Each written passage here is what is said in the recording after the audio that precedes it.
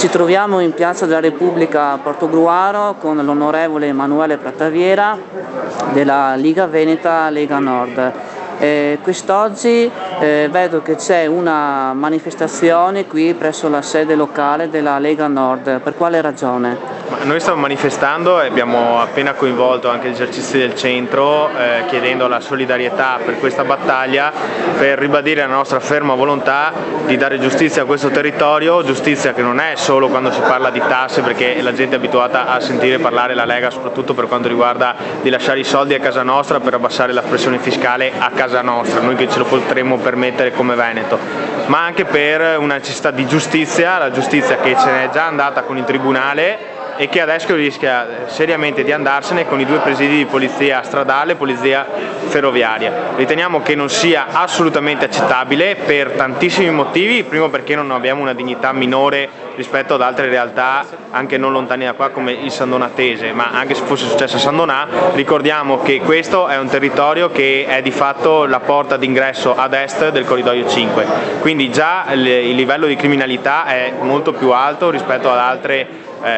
territori simili a quello di Portogruaro, figuriamoci se un domani se ne vanno due presidi importanti come quello della polizia stradale e della polizia ferroviaria.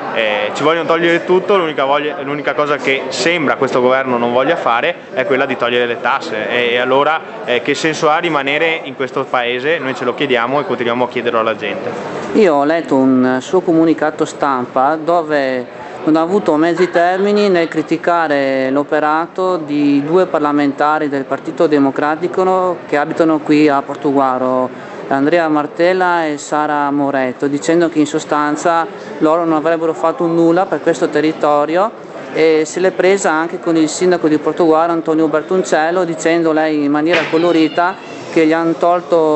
Roma gli ha tolto le mutande senza che se ne accorgesse. Cosa voleva dire con questa espressione colorita? Ma io non volevo attaccare i due colleghi, però volevo mettere di fronte all'evidenza di tutti il fatto che qui si dice una cosa, si sostiene la priorità del territorio e così via, e si fa parte di un governo che invece fa l'esatto opposto e il sindaco è una persona che dovrebbe e che è in prima persona per difendere tutto. Non si può continuare a dire che va bene questo sistema romanocentrico perché di fatto al Veneto non dà nessuna risposta e continua a non dare nessuna risposta, quindi siccome fanno parte del Partito Democratico non è colpa mia se sono in maggioranza, assolutamente, se la sono cercata loro e adesso devono fare di tutto per fare qualcosa per questo territorio. Siccome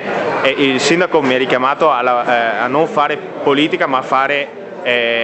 risultati per il territorio, io devo dire che purtroppo non mi è data la possibilità perché sistematicamente gli emendamenti che io passo sono votati contro anche dagli stessi parlamentari Martella e Moretto che sono portoghesi, quindi se io faccio qualcosa per il mio territorio e propongo degli emendamenti che sistematicamente vengono votati contro e poi i risultati di un governo sostenuto da Martella e Moretto sono questi, io dico non va bene e continuerò a dirlo finché avrò voce di farlo, finché i cittadini continueranno a darmi mandato per continuare a dire queste cose. Puoi farci un esempio di emendamenti tuoi? Ma pensiamo al